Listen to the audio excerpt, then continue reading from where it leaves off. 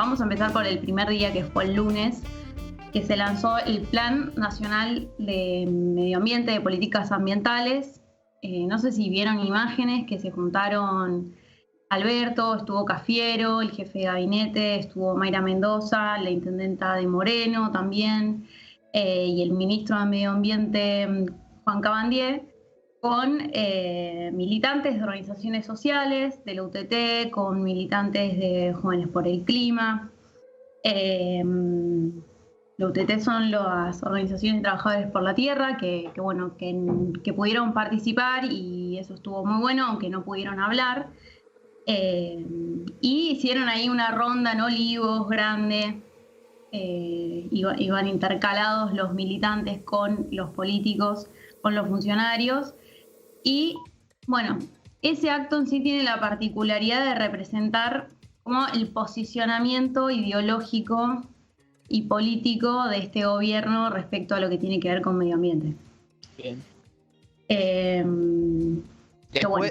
Después de, o sea, no sé si estará enganchado o tendrá que ver, pero tiene algo que ver con todo lo que fue la movida esta de los chanchos, digamos, y del acuerdo con China que salió, o es algo que va más medio en paralelo de esto. Casi que para el otro lado. Al contrario.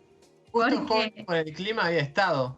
Fueron los que sacaron comunicado acerca de eso. Pero bueno, ese fue uno de los temas que brilló por su ausencia, básicamente.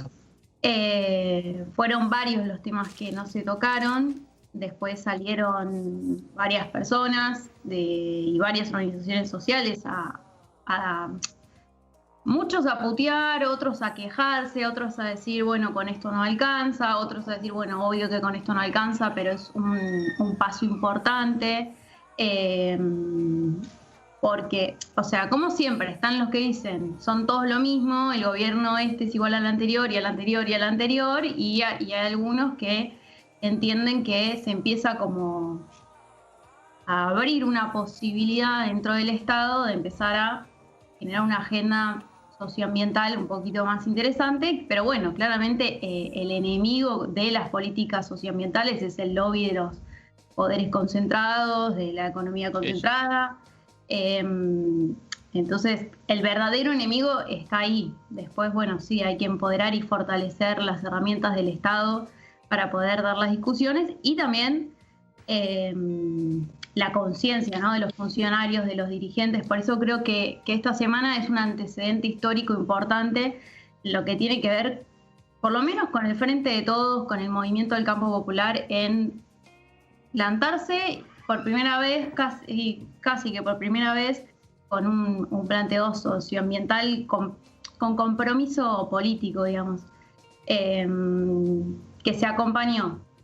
Porque si escuchan el acto del lunes, bueno, Alberto cae en como varios lugares comunes de lo que tiene que ver con lo medioambiental. Se lanzaron 3 medidas, 3 iniciativas políticas. Una es un proyecto de ley de educación en medio ambiente para las escuelas. Surgen 2 cosas de esto. Algunos dicen como que, bueno, justo fijarse en la educación y en la formación socioambiental de los jóvenes, cuando son los más jóvenes los que la tienen más clara con este tema, es como que esquivar el bulto.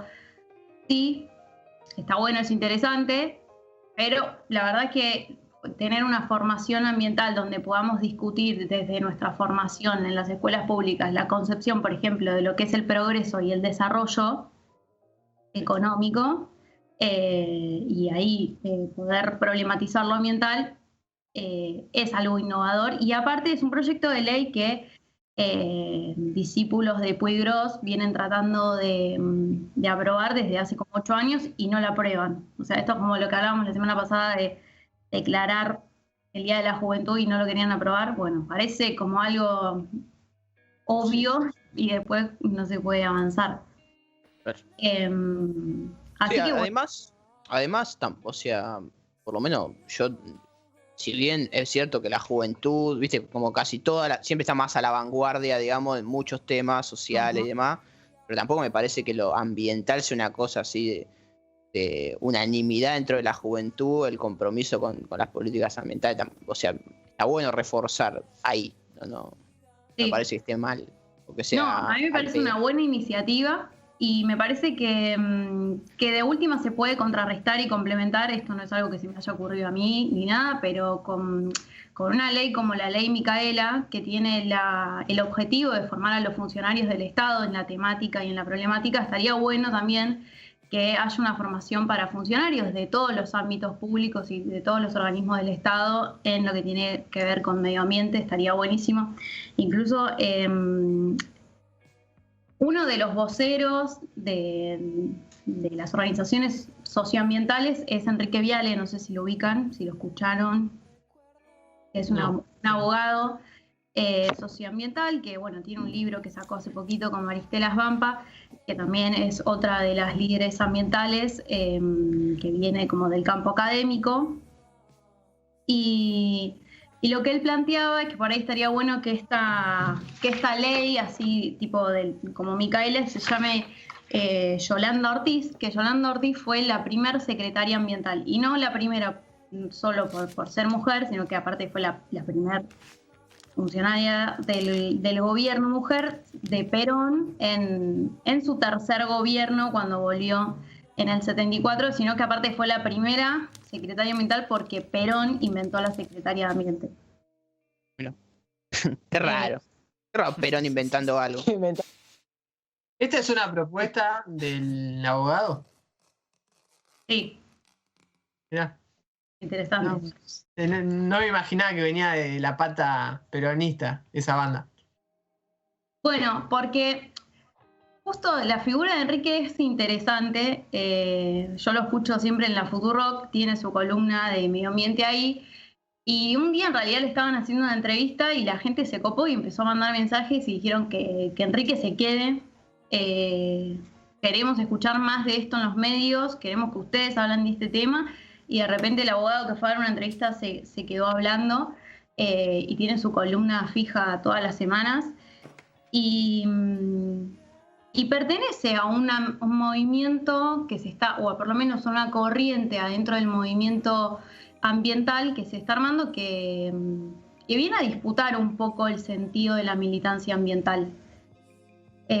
Por ejemplo, Jóvenes por el Clima vienen a plantear que es necesario concebir en la lucha ambiental la justicia social, por ejemplo. Además, Bruno Rodríguez, uno de los líderes de Jóvenes por el Clima, no sé si lo ubican, representante de Jóvenes por el Clima de Argentina en la ONU, en un montón de conferencias internacionales, decía, hace un rato nomás escribía un posteo en Instagram y decía que la militancia ambiental sin lucha social simplemente es jardinería.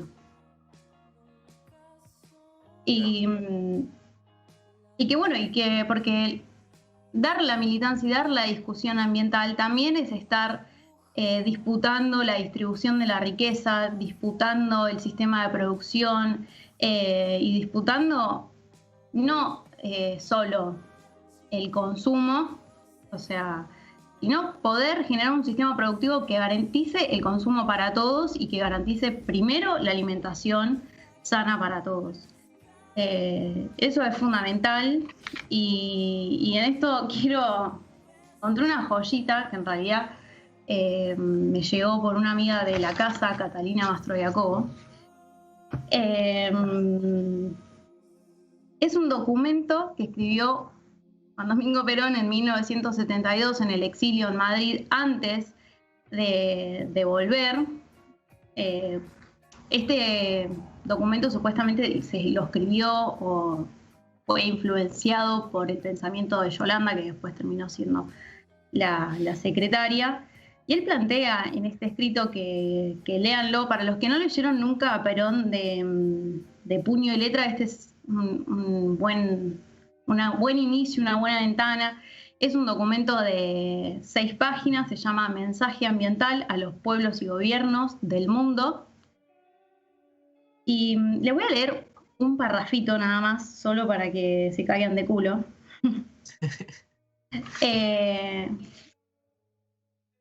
Y dice, no menos grave resulta el hecho de que los sistemas sociales del despilfarro de los países tecnológicamente más avanzados funcionan mediante el consumo de los ingentes recursos naturales aportados por el tercer mundo. Se pone medio denso, pero no, ¿eh? De este modo, el problema de las relaciones dentro de la humanidad es paradójicamente doble. Algunas clases sociales, la de los países de baja tecnología en particular, sufren los efectos del hambre, del analfabetismo y las enfermedades. Pero al mismo tiempo, las clases sociales y los países que asientan su exceso de consumo en el sufrimiento de los primeros, tampoco están racionalmente alimentados ni gozan de auténtica cultura o de una vida espiritual o físicamente sana. Se debaten en medio de la ansiedad y del tedio y los vicios que produce el ocio mal empleado. Hermoso. Increíble. Un política que tenía, a mí me sorprende mucho, boludo. Te tira una psicológica tremendo, boludo. Adelantada, boludo, la ansiedad de la posmodernidad, boludo, todo. Totalmente. Una bestia, boludo. Es tremendo. Si alguien está medio perezoso y no quiere leer, en YouTube hay varios videos de gente hablando, leyéndola, que le meten imágenes también. 6 páginas. 6 páginas. Y pero hoy en día, viste que la gente, si la serie tiene más de 8 capítulos, no la mira tampoco. Pero lean a Perón por lo menos una vez en su vida porque es necesario. Y aparte es muy bueno, la verdad, el texto, porque realmente es completamente revelador. Habla del mal uso de la sobreproducción de automóviles. Uno dice, bueno, Perón incentivó la primera producción nacional de autos en Argentina. Tipo, el primer auto completamente hecho en Argentina también se hizo durante el gobierno de Perón, el justicialista. Y acá, y el Perón de 1972 dice, bueno, viejo, a ver, no podemos seguir teniendo una sociedad de despilfarro masivo como la que tenemos, aunque es crítico también y dice, bueno, no es lo mismo lo que pasa en Estados Unidos que lo que pasa en países, en nuestros países del tercer mundo, dice él. Y llama a la reflexión a los países del despilfarro masivo. Y tira 10 puntos también de cómo tendríamos que laburar y avanzar incorporando el paradigma ambiental a la política y a la noción de Estado y de la visión de los dirigentes. Él es muy claro en esto de que los dirigentes tienen que hacer una revisión, lo que hoy diríamos una desconstrucción, dice, mentalmente nueva para un mundo físicamente nuevo. Y esto es un poco lo que de alguna manera se retomó también en el Congreso a los días. Perdón, vamos a cerrarlo el lunes, así ya quedan informadas de las medidas que se tomaron el lunes. Estaba esta ley de educación que vamos a ver, bueno, cuando se presenta respectivamente en el Congreso. Y bueno, y también la erradicación de basurales. En Argentina hay menos de 2.500 ciudades, pero hay más de 5.000 basurales. Así que una de las propuestas es tratar de erradicar y reducir la cantidad de basurales, que bueno, no sé si saben, pero también hay todo un negocio ahí. Uno de los beneficiarios de ese negocio es Mauricio Macri. Así como para todo hay una política de Perón, para todo hay un negocio de Mauricio Macri. Marlene, ya que estamos hablando de basurales, 5.000, o sea, prácticamente duplicamos el número de basurales con respecto a ciudades, ¿no? ¿Importamos basura nosotros? Capaz. No importamos, pero ¿se acuerdan que en un momento Mauricio Macri quiso abrir un negocio, o sea, quiso abrir la importación de basura de Estados Unidos? Que nosotros le paguemos a Estados Unidos, le compremos la basura a Estados Unidos, como si no lo hiciéramos todo el tiempo. Que ¿no? nosotros le paguemos o que ellos nos paguen por tirar su basura acá. No, querían que nosotros la paguemos para que nosotros la usemos como después la convirtamos en energía. Era un negocio rarísimo. Era un recurso, seguramente. O sea, claramente. Más basura? Era un tremendo. Que tenés. y vas a pagar por eso, o sea. Por última, bueno, dice yo, ponele que te la dan y te pagan, vos la reutilizás. No está bien, no, eso es una política. Obvio que no da. Pero digo, o sea, mínimo, si vas a hacer ese negocio de mierda, por lo menos te paguen. Por lo menos. O sea, no vas a pagar vos. Ese ya es el colmo, boludo. ¿Entendés? Como ya está. Y después una buena noticia tal vez sea que se pasó el área de combatir los incendios al Ministerio de Medio Ambiente, que lo tenía Patricia Bullrich, lo había pasado al Ministerio de Seguridad. ¿Seguridad lo había pasado? ¿Para qué? Claro. Pasa que hay bomberos de la policía también, ¿o no? En las fuerzas federales, me parece. Debe ser esa la justificación. No sé, la verdad, cómo funciona ahí. Sé que los bomberos tienen toda una estructura aparte que es como más, no digo cooperativa, pero no dependen del Estado ni cobran del Estado. Hay algunos que creo que son de la policía y otros voluntarios, no sé. O sea, se sostiene, el cuerpo de bomberos creo que se sostiene en gran medida su estructura por los voluntarios, me parece. O sea, no quiero hablar como que no igual, sé qué tanto. Comparado a lo que fue la primera parte del programa, ya podemos hablar sin saber, porque hay mucho datos. Que esté como Malén para, como con algo más preparado, o sea, claro, contra nosotros que somos, nos gusta hablar sin saber nomás, así que está bueno. Establecer cierto parámetro como para que tampoco se desvirtúe tanto. Última dicen, no sé, viste, y bueno, ahí. Bueno, ahí no sé. Y ahí se corta. Lo podemos averiguar. Bien. Bueno, entonces las tres medidas serían la de educación, la de los basurales y esta de los bomberos. Uh-huh. Sí. Bien. Bueno, después eso, otros como temas que no se tocaron fueron la ley de humedales. Hay 13 proyectos en el Congreso Nacional que se vienen disputando, 2 son del Frente de Todos. La idea, en teoría, es que salgan algunas de esas leyes. Leo Grosso es el diputado del Frente de Todos que está trabajando en eso. Pero bueno, no se mencionó. Tampoco se mencionó, Enrique Viale hacía alusión a esto de que, bueno, tal vez haya sido, y estoy de acuerdo, un error de comunicación del gobierno, porque el miércoles, unos días después, el jueves, iba a salir el acuerdo de Escazú en diputados, la media sanción, y bueno, no se mencionó tampoco en ese momento.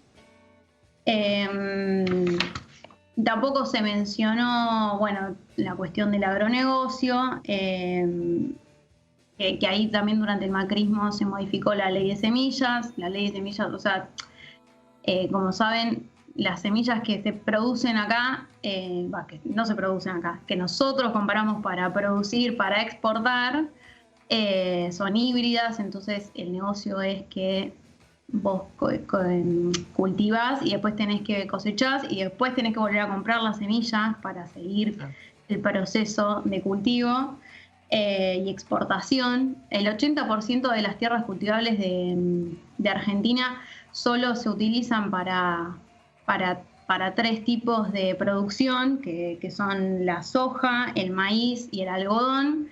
Y esto explica después que, recién les decía el número de ciudades que tiene Argentina. Bueno, el 93% de los argentinos vivimos en ciudades. También hablaba de esto Perón en el documento que les invito a leer, de que justamente íbamos a quedar todos hacinados en ciudades, y Argentina claramente es un país muy extenso.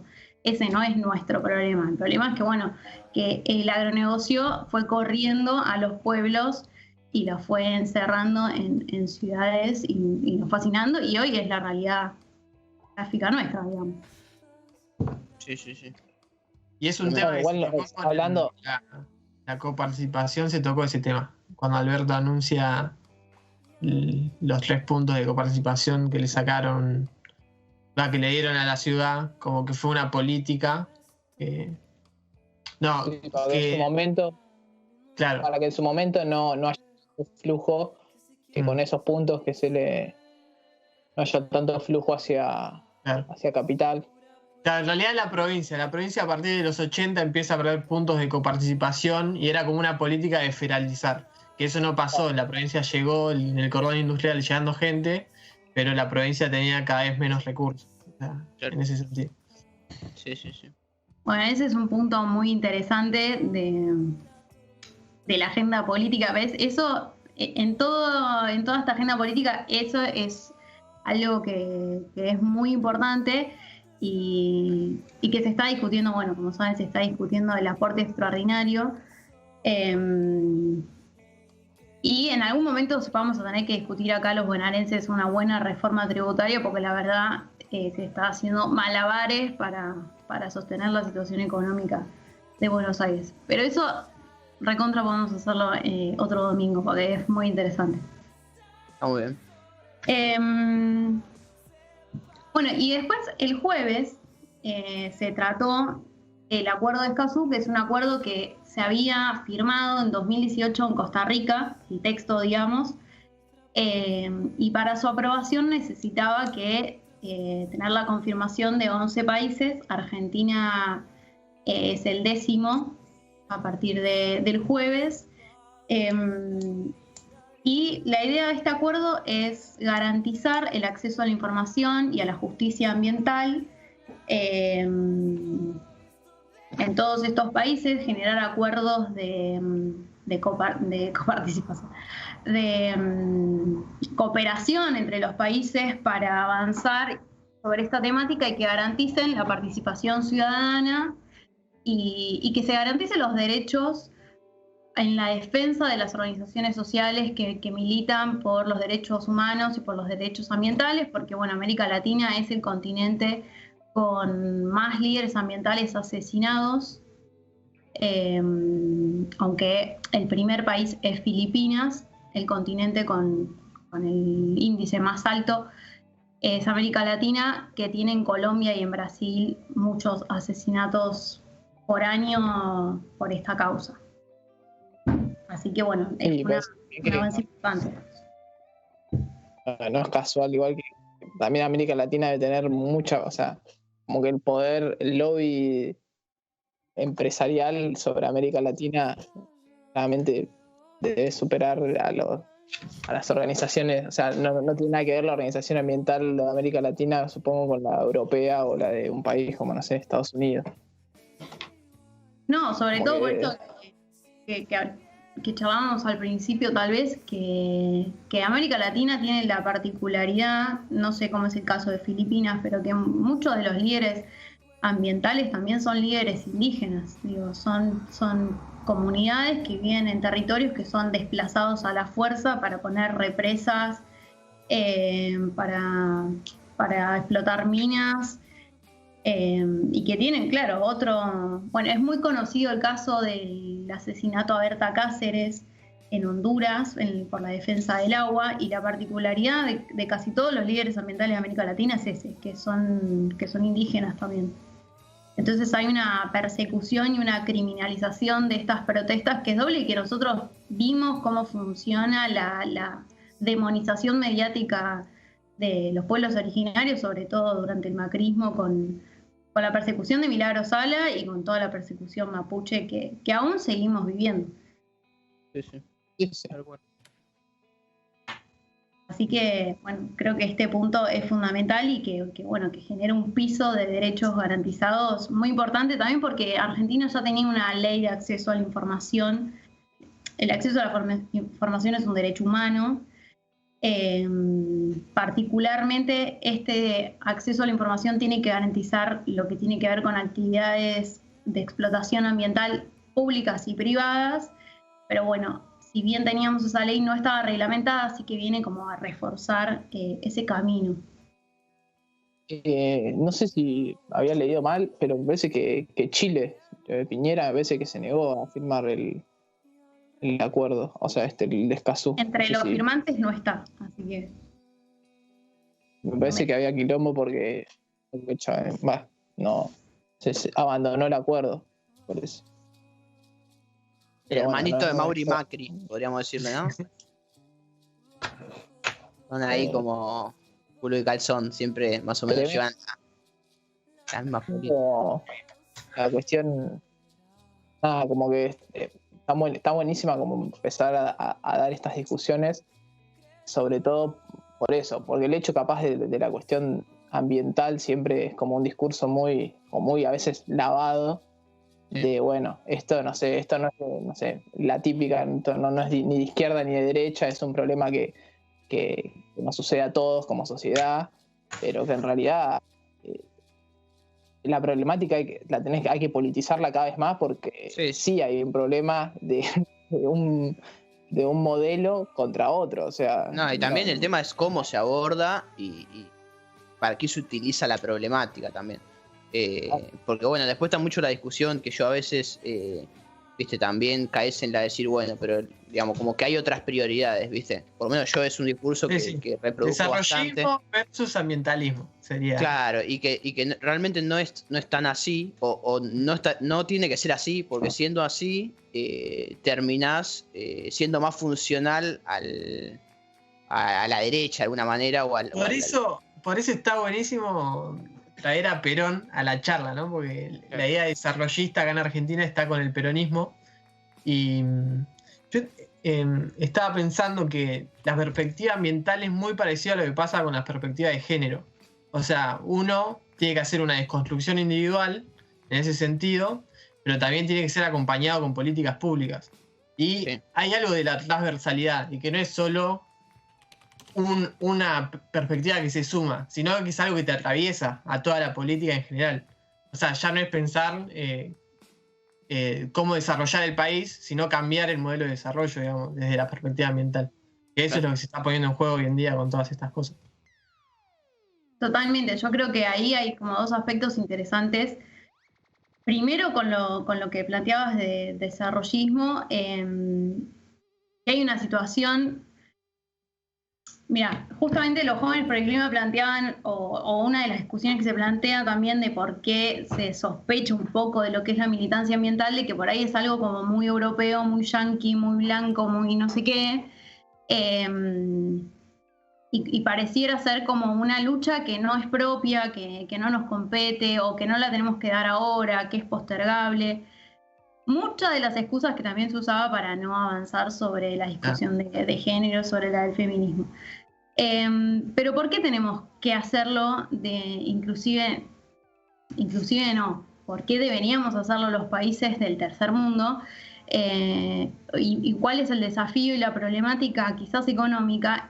Es que el modelo de producción nuestro, también nos condena a seguir siendo el granero del mundo y a seguir, o sea, y ahí también está el desafío, ¿no? Y el desafío y la limitación, porque el límite y el enemigo principal de las políticas ambientales son las divisas. ¿Por qué se perpetúan todas las explotaciones de los recursos naturales en manos de empresas privadas? Y en parte es porque es un generador de divisas, al igual que el agronegocio.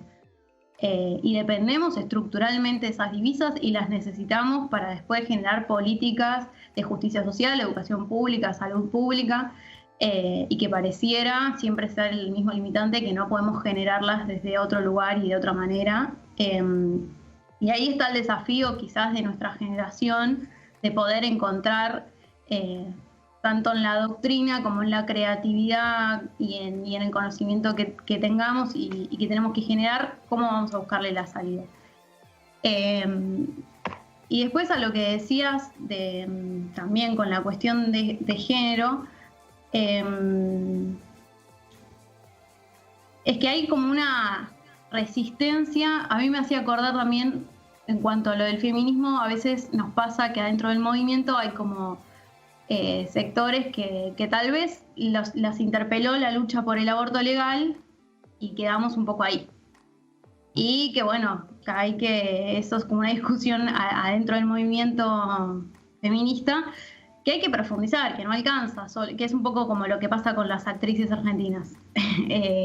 La polémica que hay ahí, como que bueno, divino Carla Peterson con el pañuelo verde, pero Lustó no quiere poner el aporte extraordinario que necesitan todas las compañeras que están, que necesitan los recursos del Estado para poder sobrevivir en esta situación difícil. Lo mismo a veces pasa con esta discusión ambiental, que es que bueno, de nuevo, Julián Aguada puede tener una huerta orgánica en Olivos, pero si no discutimos la política ambiental, vamos a seguir en lo mismo. Entonces, ¿por qué hay que apropiarse el movimiento popular y tener criterio con esto y generar conocimiento y políticas en favor de los postergados, de los postergades, con esta agenda también? Y eso me pareció muy importante de lo que plantearon tanto Máximo como la diputada Aguilar el otro día, que de alguna manera abrieron la puerta para que, bueno, vayamos a generar esas políticas y a empezar a dar esta discusión a lo interno del movimiento, que bueno, que ya Perón hace un montón venía planteando, hace como 50 años, así que tampoco que estamos inventando nada. Dijo tantas cosas Perón que se te pierden algunas, ¿viste? Lo de la media ambiente nadie lo tenía en cuenta. El ganador iba a ser Juan Domingo Perón de esta charla, impresionante. Bueno, lo que pasa que hasta los mitos populares, mira, la cura del empacho la inventó Perón en realidad.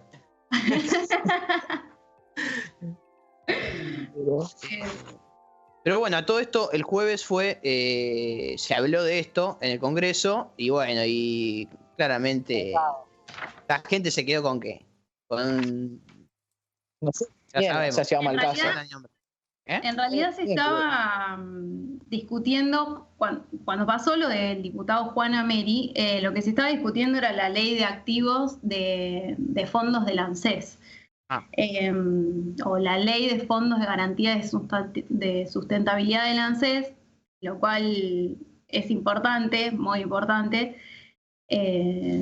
Muchas de las políticas del kirchnerismo se hicieron con los fondos del ANSES y es una estrategia, un recurso, los activos del ANSES, fundamentales para las políticas y para la soberanía de todos los jubilados y de la economía argentina.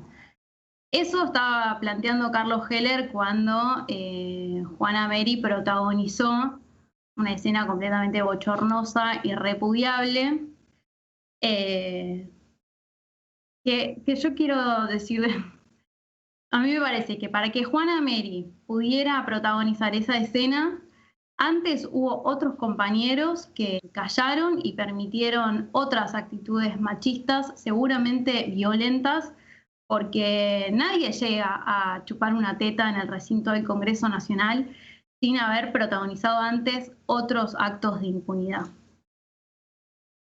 A mí me parece que bueno, que después esto lo termina confirmando Alcira, que va a ser la diputada reemplazante, cuando comenta que Juan Ameri ya había recibido denuncias por insinuaciones a una menor y por otras violencias ejercidas a compañeros también y compañeras, violencias físicas a otros compañeros, y por lo cual la compañera Alcira se había corrido de la dirección y la dirigencia del partido, porque el partido respondió que no había pruebas suficientes, o sea que bueno, sí. Se lavó las manos, necesario. Claro, fue necesario que el chabón apareciera en esa situación para que el partido decidiera correrlo. Es algo que para mi entender tendría que haber pasado mucho antes. Sí, nosotros cuando hablamos del tema el jueves, que fue el día que pasó, todavía estaba muy, muy fresco el tema de era todavía algo gracioso, memeable, digamos, de las redes, porque había sido hacía, no sé, 1 hora, 2 horas. Y bueno, después, en estos días que obviamente se terminó destapando la olla y saliendo todo el repertorio que tenía a cuestas el diputado, saltó la ficha de que realmente era un tipo que nunca tendría que haber llegado a estar ahí, digamos. O sea, tenía un repertorio turbio y fuerte, no era, qué sé yo, eso, quedó, de alguna manera, por suerte, se expuso con esta cosa que fue capaz más una boludez, entre comillas, y fue posible que renuncie, ahora renunció, ya no está más, y bueno, que se exponga lo que era realmente.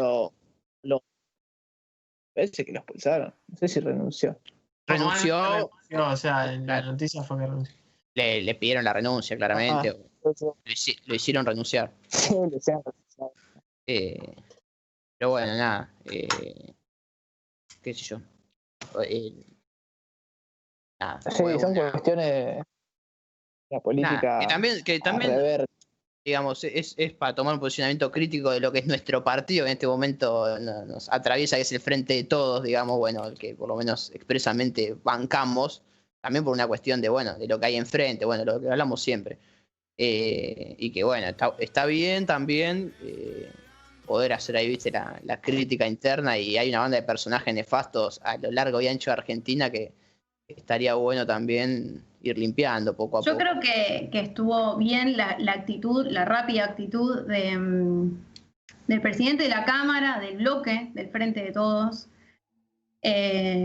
Todo el bloque acompañó el pedido de la renuncia, o por lo menos de correrlo, de la Cámara.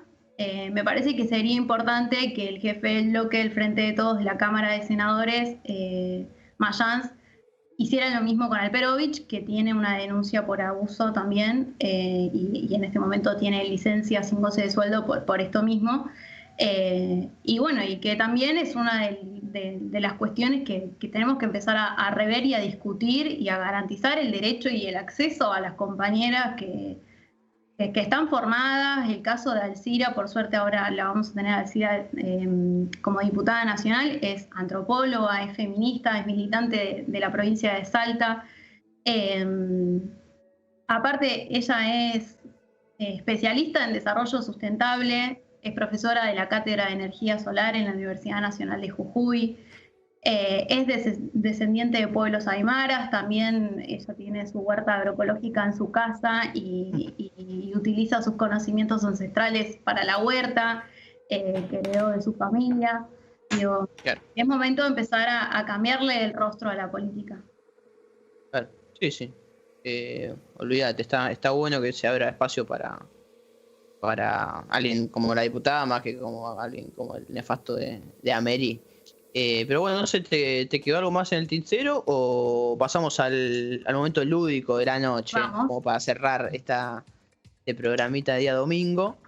Y bueno, te invitamos a quedarte, ya te lo dijimos, pero quédate porque es un tema que, un juego que va en la temática, digamos, se puede emparentar. Y lo preparó acá el camaleón Joaquín Arosa, así que nos puede comentar un poquito de qué va. Y bueno, recuerden que estamos jugando por una canasta de premios abundante, donde bueno, hay una orden de compra en Pedidos Loros por 1.500 pesos, hay un corte de pelo en Peluquerías Lo de Vito, y bueno, entre otras cositas más que quizás se vayan sumando. Así que, bueno, ¿qué vamos a jugar? Ahora vamos a jugar un juego. Hablamos mucho en serio. Ahora vamos a la parte de. Pero recién parecía una cruzada. Era para agarrar la lapicera. Sí. Era una charla de la Facu. Y el perfil que nos pintó de Alcira, boludo, yo no tenía ni idea. No, tremendo el currículo que tiene Alcira. El currículo que tiene Alcira, boludo. 10 páginas. No sabía todo su historial académico.